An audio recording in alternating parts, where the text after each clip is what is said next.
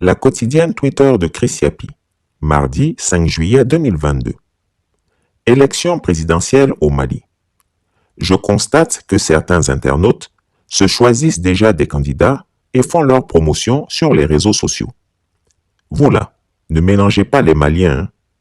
Autant ce n'est pas à la CEDEAO de choisir les candidats pour le peuple malien, autant vous ne devez pas vous mêler de ça. Ne semez pas la division au sein des autorités de transition. Conflit Russie-Ukraine. Selon le comédien Zelensky, les forces ukrainiennes utiliseront en guillemets leur tactique pour récupérer les territoires perdus grâce à la fourniture d'armes modernes par l'Occident et les États-Unis. C'est désormais confirmé par Kiev. Lysychansk, dernier verrou qui résistait à l'armée russe dans la province de Louhansk, est tombé. Si le commandement de notre armée évacue les soldats de certains points du front, où l'ennemi a le plus grand avantage du feu, en particulier cela vaut aussi pour Lysychansk, cela signifie qu'une chose, que nous reviendrons grâce à notre tactique, grâce à l'augmentation de la fourniture d'armes modernes. Depuis plus de 24 heures, Moscou sous-entendait déjà sa victoire. Samedi, le président tchétchène Ramzan Kadyrov, dont les troupes participent au combat aux côtés des Russes et des séparatistes du Donbass, avait même diffusé ces images sur les réseaux sociaux. Des soldats paradant dans les rues de Lysychansk, laissant déjà penser à un retrait des troupes ukrainiennes de la ville. Moscou affirme aussi que la plupart des villages aux alentours ont également été conquis. Une avancée stratégique qui permet à l'armée russe de se concentrer désormais sur Donetsk, l'autre province du Donbass, dont une partie reste aux mains des Ukrainiens. Et c'est justement sur les villes de Sloviansk et Kramatorsk, qui se trouvent dans cette zone, que des frappes de missiles ont eu lieu à la mi-journée. Ce zozo-là, franchement, est-ce que les forces russes ne peuvent pas le capturer et puis la guerre là va finir? Parce que sincèrement, ce faux type pense que c'est un jeu, une pièce de théâtre, alors que les Ukrainiens meurent cadeau, banzan. Mon dernier conseil à Charles Blé-Goudé. Frère Blé-Goudé, il faut dissoudre ton cogep et viens nous rejoindre au PPACI. C'est mon dernier conseil. Si tu ne le fais pas, tu vas nous connaître. Ma deuxième information que je voulais vous donner. Ah oui. Vraiment, le monde est en train de changer. Voilà des gens qui ont été nourris, qui ont été blanchis, que le président Laurent Gbagbo a mis au dos.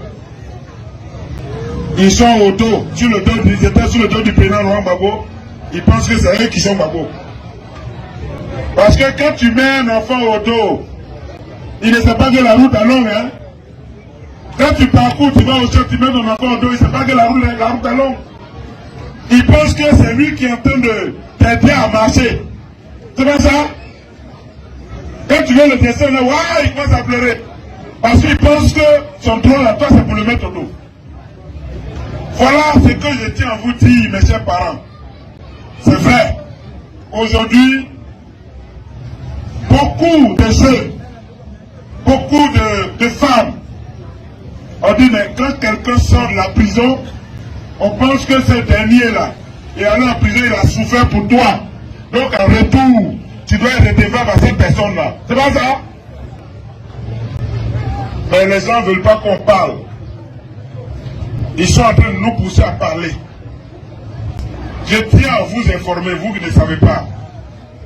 Vous voyez les agissements d'un certain Blé-Goudé, non? Vous voyez les agissements d'un certain Blé-Goudé contre le président Laurent Gbagbo. C'est-à-dire qu'il est sorti de prison là. Son seul adversaire aujourd'hui en Côte d'Ivoire qu'il a vu, c'est le président Laurent Gbagbo. Qu'il attaque, il attaque, il attaque, il attaque. Mais vous savez pourquoi il se comporte comme ça? Est-ce que vous savez? Est-ce que vous savez? Quand tu poursuis quelqu'un que tu veux, son mal, et que tu es en train de le lapider, quand cette personne court plus que toi, et que tu n'arrives pas à atteindre cette personne-là, tu prends un cahier et puis tu dis, toi sorcier là. Parce que tu l'as raté.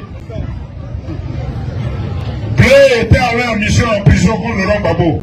Et quand cette mission-là n'a pas abouti et Gbagbo est sorti, il continue la même mission à s'attaquer au président Laurent Gbagbo. Il pense qu'il est la même chose que le président Laurent Gbagbo. Il traite le président Laurent Gbagbo de délit, de quelqu'un qui n'est rien. Voilà. Il traite le président Laurent Gbagbo de tout et de rien. Mais nous, là, nous n'allons pas accepter cela.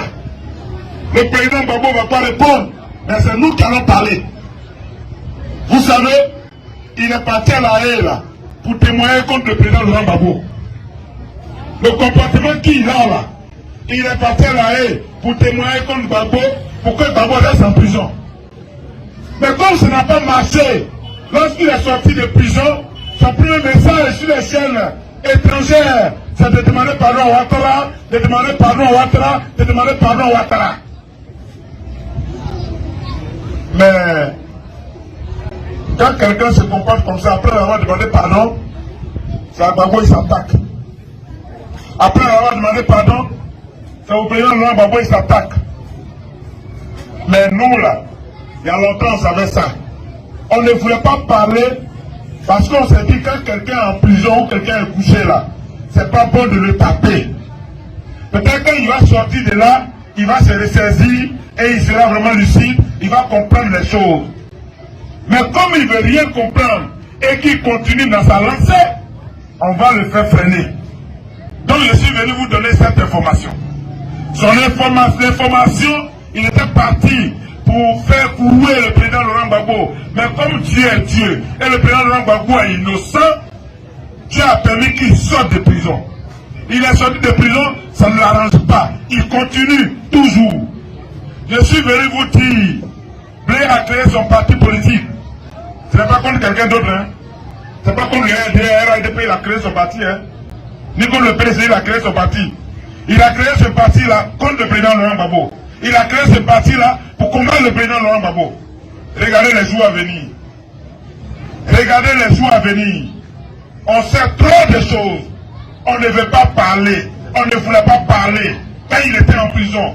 Maintenant qu'il est sorti de prison, s'il continue sur cette lancée, il y a d'autres informations que nous allons vous donner qui le concernent. Mais pour l'instant, on va s'arrêter là. Ce que vous devez savoir, le COJEP qu'il a mis en place, aujourd'hui, qui est un parti politique, ce COJEP-là, c'est pour combattre le président Laurent Gbagbo.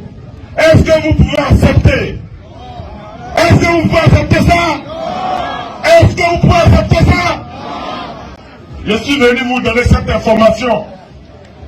On dit, quand quelqu'un doit rentrer sur un terrain de football, il s'échauffe, non? Il tire ses pieds, il s'échauffe, c'est pas ça? Donc ce que vous voyez là, beaucoup de choses que vous avez entendues hier là, que Blair a dit là, contre le président Laurent Gbagbo, il est en train de s'échauffer. Parce que lui, il doit venir en Côte d'Ivoire pour défendre ceux qui l'ont mis en prison. Et défendre, lui, ses propres intérêts.